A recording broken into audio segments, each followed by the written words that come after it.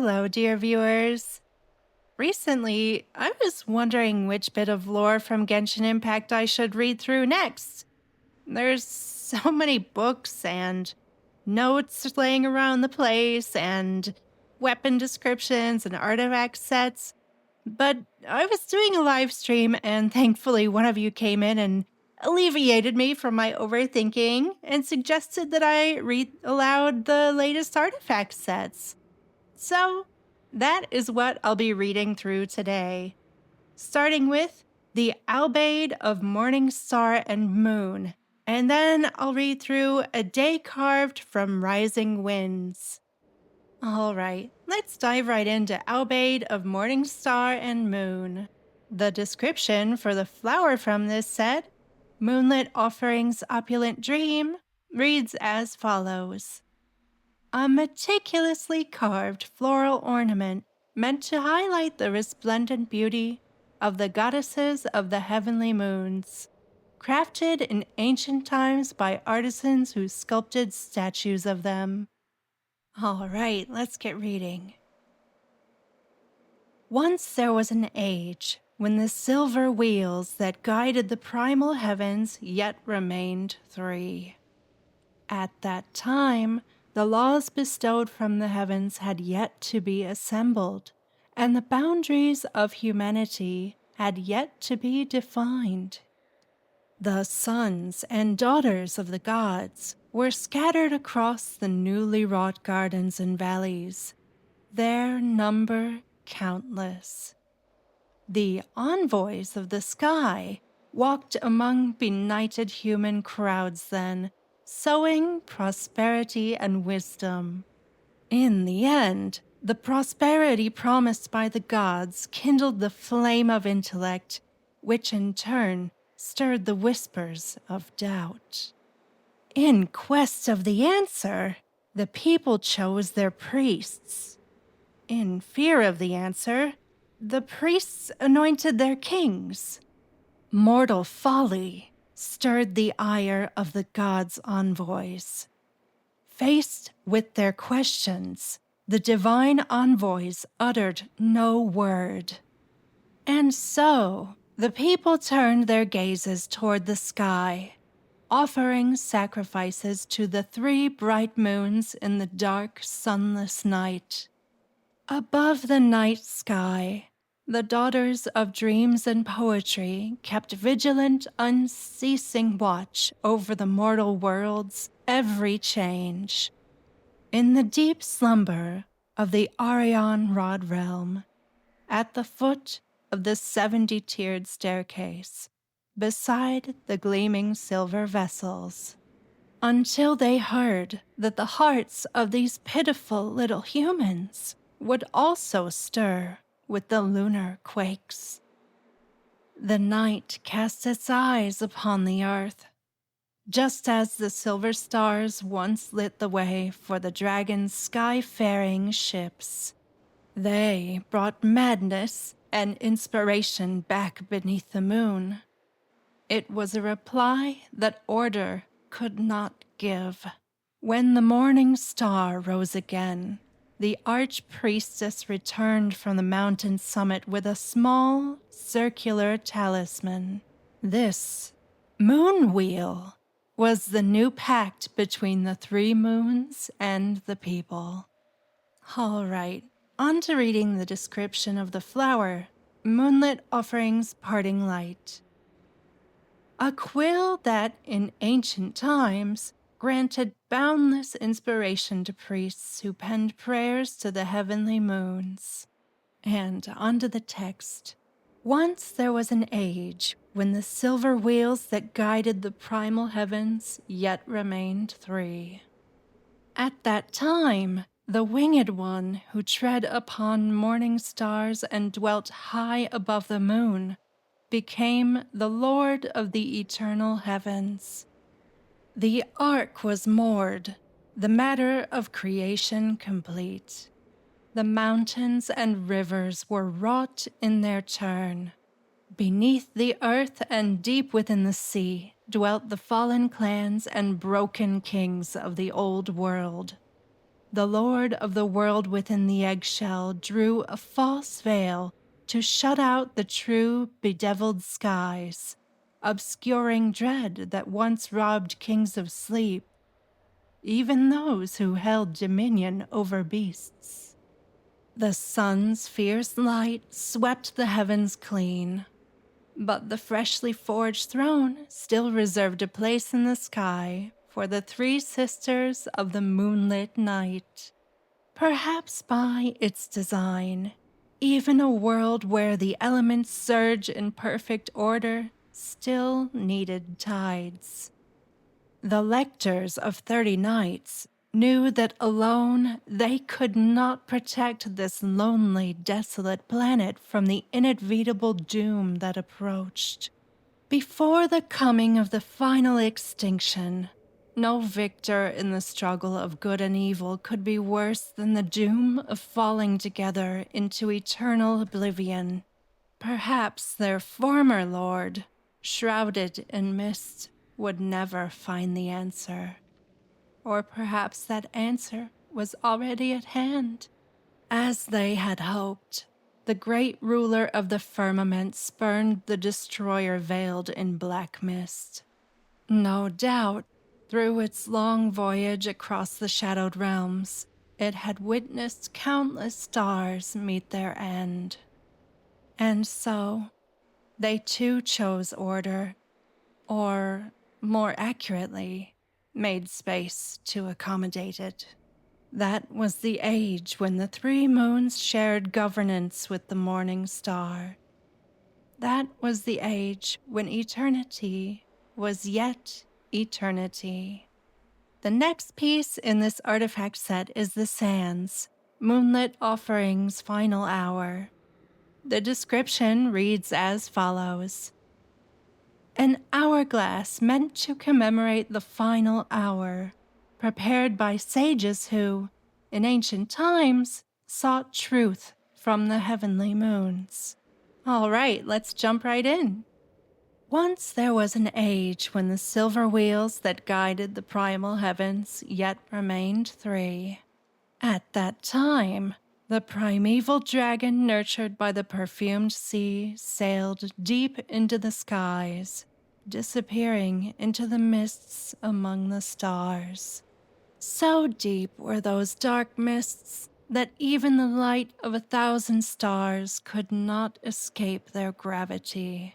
To find the answer before this planet was also consumed, the great dragon embarked on an arduous quest alone. He raised 3 bright moons from the ground and bound this tiny world tightly with the chains of the tides. Moonlight would illuminate the bountiful land throughout the long night of the end, until the dragon returned from the mist-shrouded realm. Yet, as 1,000 years passed into another, the 3 moon sisters awaited in vain the return of their former lord, until the day that the winged descender arrived, treading upon the morning star. It was not the great enemy that would extinguish the stars, nor did it seem intent on plundering the wellspring sustaining the world's existence. Faced with this uninvited guest, the 3 guardians who represented the will of the planet debated endlessly. But whether by submission or rebellion, by battle or death, the Lord of Hosts would mercilessly crush all that stood in its way. For this was the new world it had chosen for the children of humankind, and according to its design, both earth and sky would be reborn. Before the conquests of the day reached its fated close, the servants of the night could but bide their time. All right, onto the goblet. Moonlit Offering's Libation. The description reads as follows: a wine cup lost in the final revelry of an ancient rite, in which believers once offered sacrifices to the heavenly moons. Let's read on. Once there was an age when the silver wheels that guided the primal heavens yet remained three. The sleepers of the three realms had yet to awaken. Their dreams and yearnings were known only to the watchful night. To draw lost spirits into the moon's gilded halls, a giant silver ship sailed into the harbor of Meropis. The paradise, once hallowed for the life that flows within the breath of the elements, now opens its gates even to mortals. Those who chase the tides laud the Silver King, offering songs and dances to the triple crown of the moonlit night. When contrasted against the wrathful and merciless formidable father, the three moons' gentle light comforted all lost souls like a loving mother. Thus the peoples of the earth offered their greatest devotion to the lady mothers of the moonlit night. Some would ascend the heights of Vindignir, presenting laurel-crowned verses to the bright moons. Others would step into the sacred altar grounds of Langan, letting finely carved jade accentuate the beauty of the night.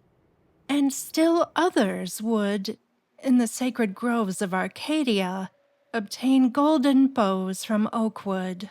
Before the rising of the sun, all desires to defy the heavens were born here.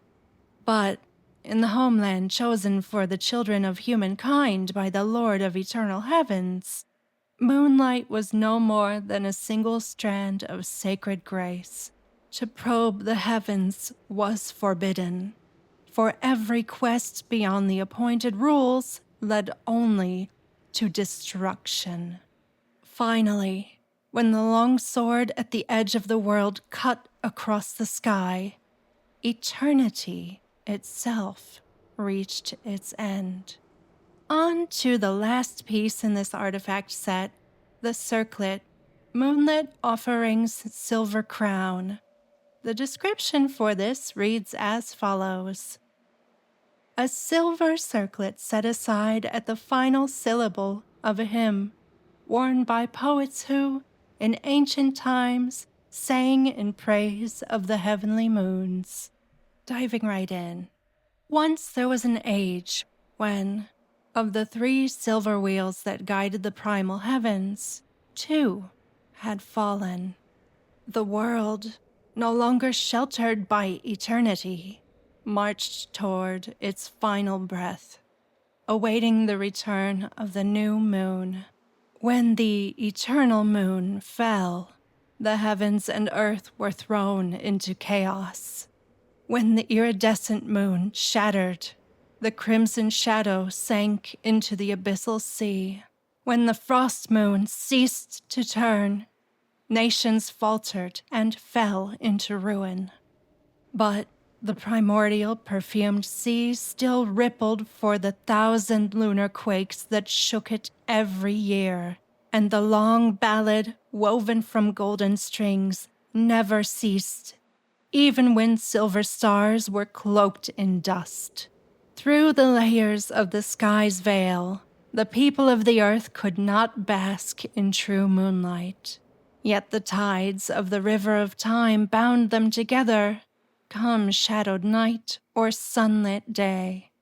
We trace the paths of stars or descend the stairs of shallow slumber. Between sunrise and sundown we wander, seeking the answer behind the screen. Our hearts, no longer bound by eternity, still stir, faint yet unceasing. In dreams between the eternal and the fleeting, we await the final hour offered to the moon. That was the last bit to read from the Aubade of Morningstar and Moon artifact set. I personally find it very fascinating. I'm always up for hearing a bit more about the great Dragon King Nibelung and his war with the heavenly principles. What did you think about it? Anyway, let's move on to the next artifact set.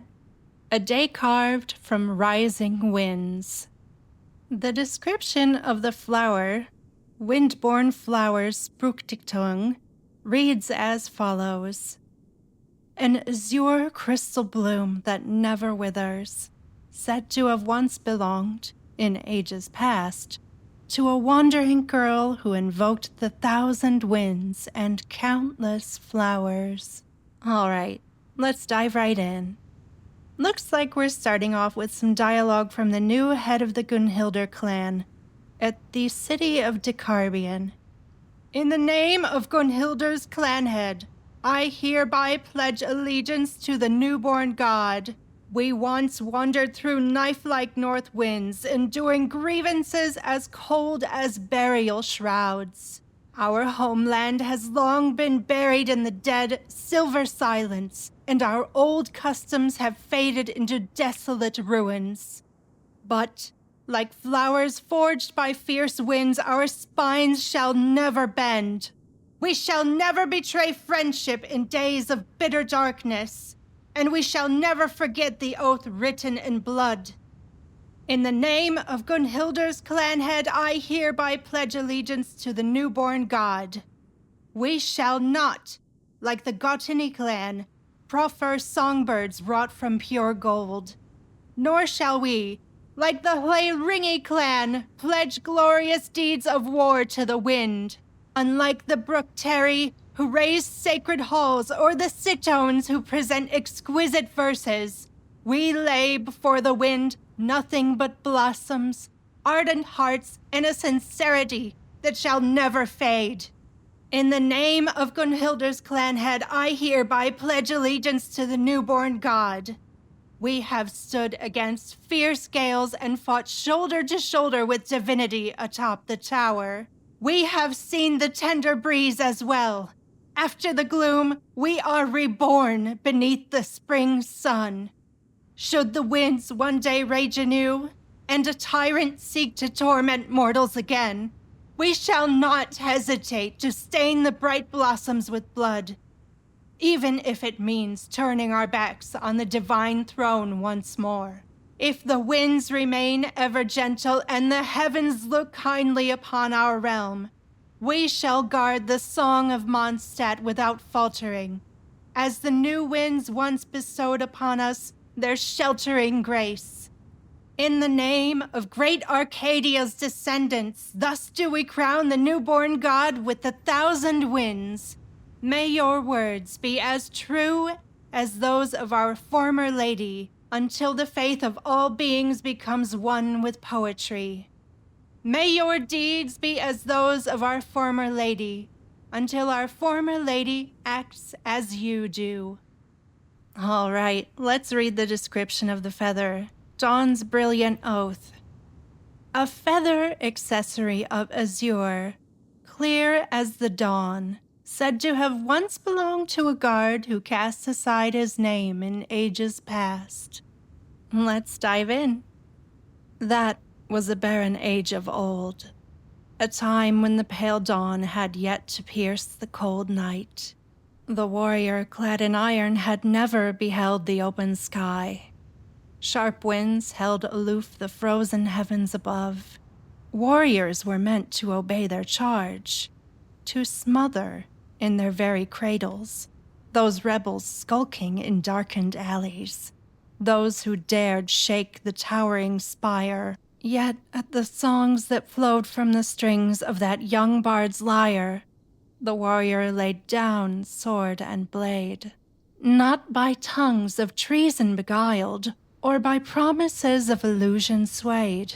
The warrior yielded only to the caged bird's yearning for the sky, a hunger rich in the blood of every living creature, be they paupers, bowed by bitter winds and clinging to the side of the boy, or the maiden wandering through pallid plains, calling upon 1,000 winds and blossoms.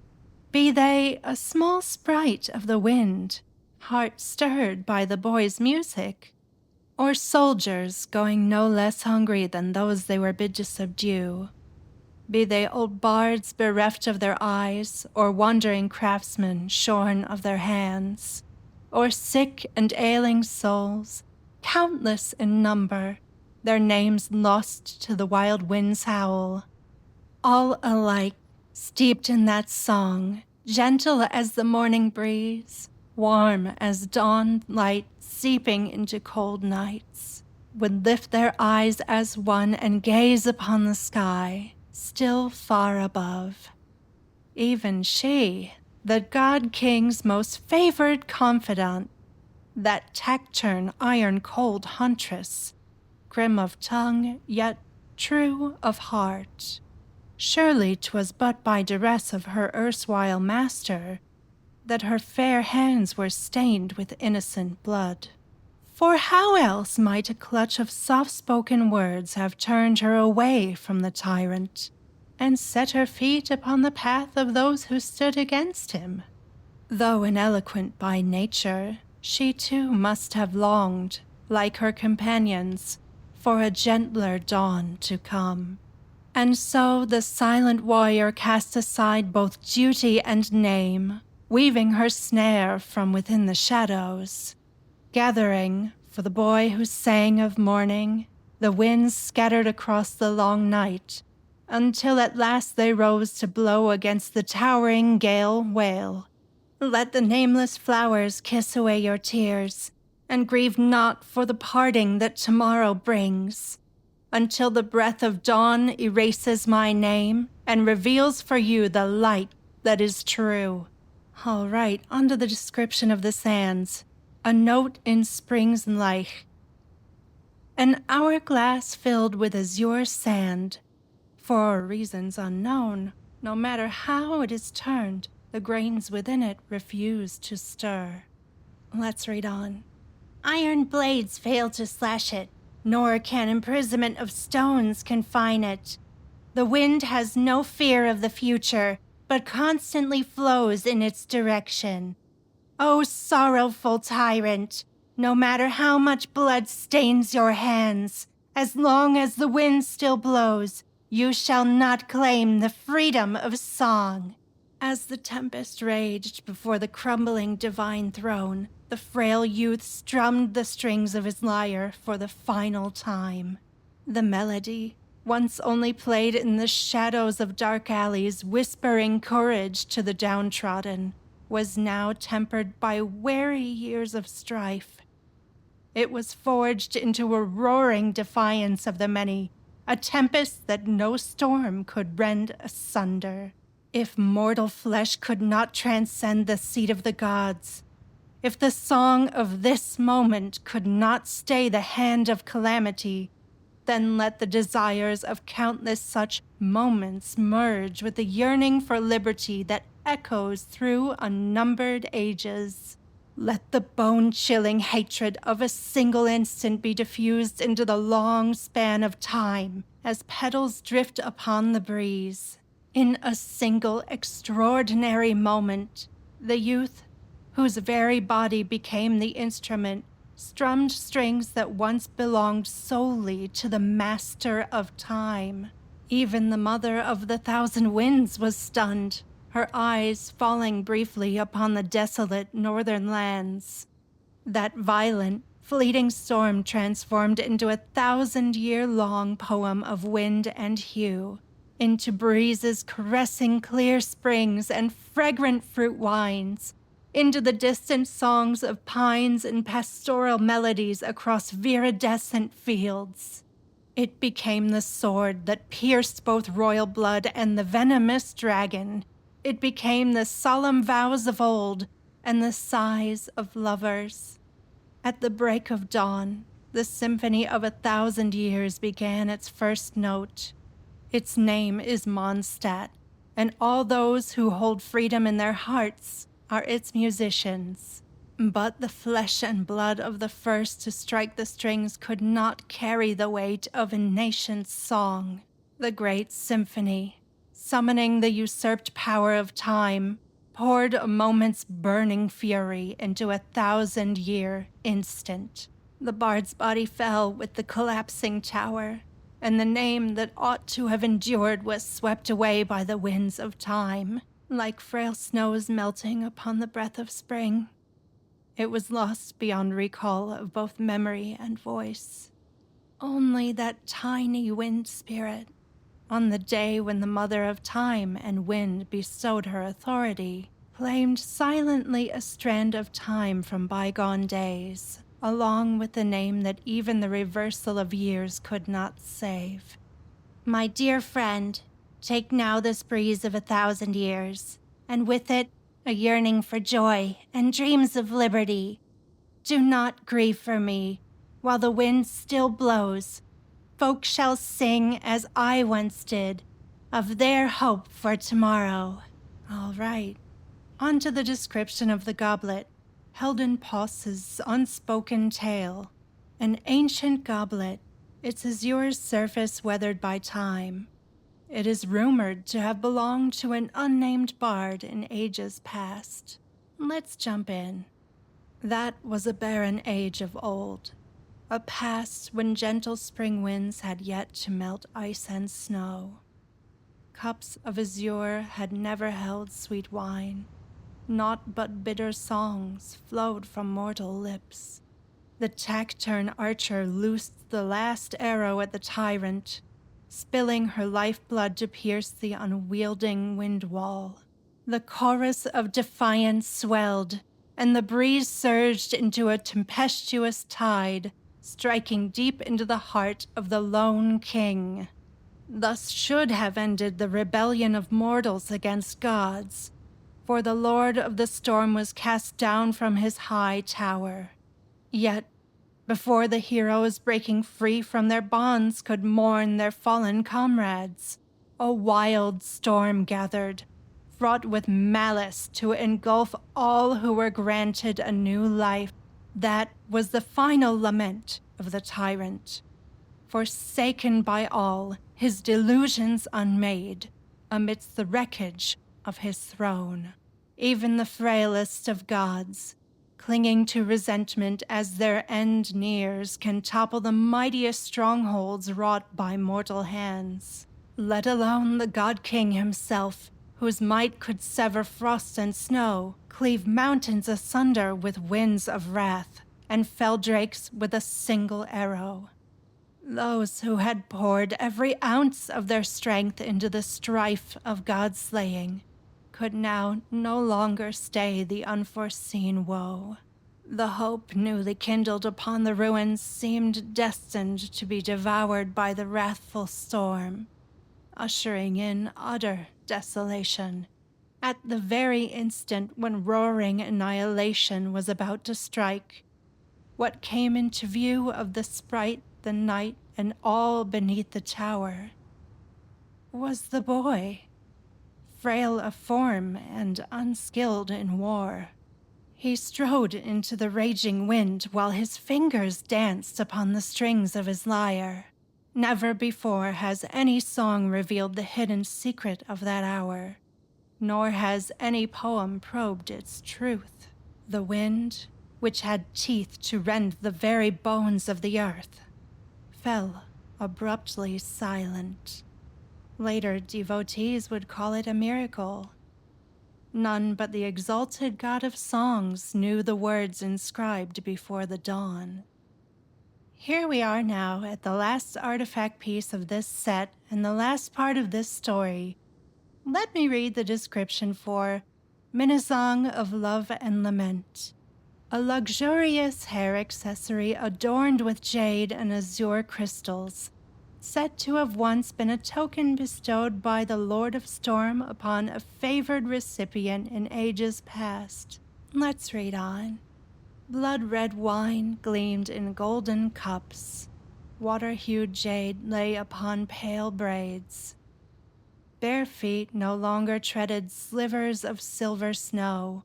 Only slivered silver fell about her feet like snow. Beneath the shadow of the towering spire, amidst a prison of delusive enchantment, the huntress believed herself cherished by a tyrant. Consider the wandering craftsman who proffered to her a mechanical singing bird of pure gold, begging only for his life.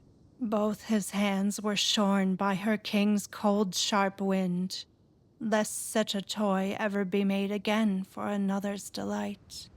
When the bloodline, steeped in ancient ignorance, bowed down to the wrathful wind, offering her like a sacrifice to the king of the spire.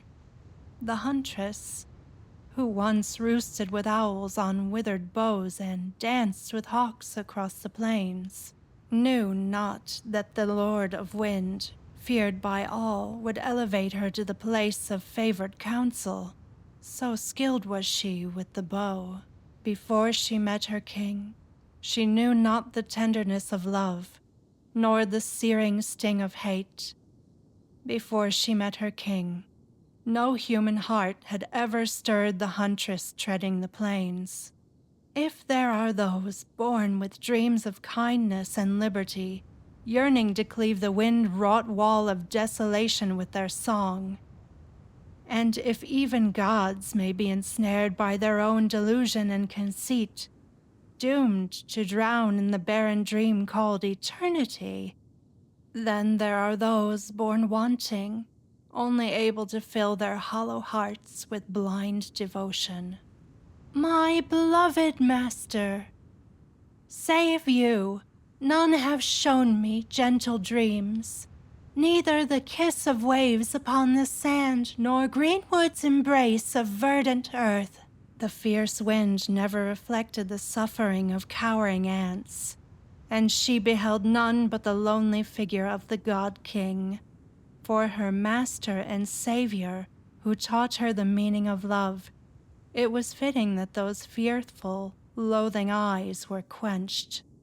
However, it mattered not the victories she offered to her king, how many throats she pierced in his dungeons, how many rebel villages lay in ruins, how many times whispers were gently spoken in his ear.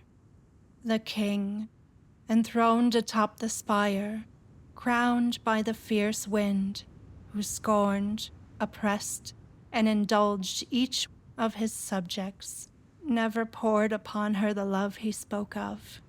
Never was he miserly in the love given to the commoners, that fierce wind that could tear mortal flesh. Awoken from blind devotion, she realized she was the only one who spoke with sincerity. From the first meeting, and all the days between, her likeness was never mirrored in the depths of his eyes. Yes, if even dances offered beneath the veil of wind and gentle whispers could not earn her a moment of his gaze, if all bloodied glory and the delight of slaughter could not make him look only upon her, then let his gaze linger forever upon the moment her image was seared into it. This she could grasp, the sole treasure worthy of repaying the king's love. This alone, of all that he had shown, might rightly be named as love indeed, for he spoke of love, but was only accompanied by razor winds.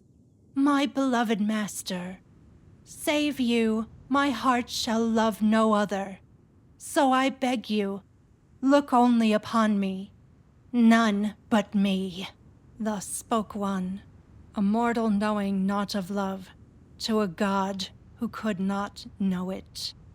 Even in the moment they tore each other apart, neither had ever truly known the other's heart.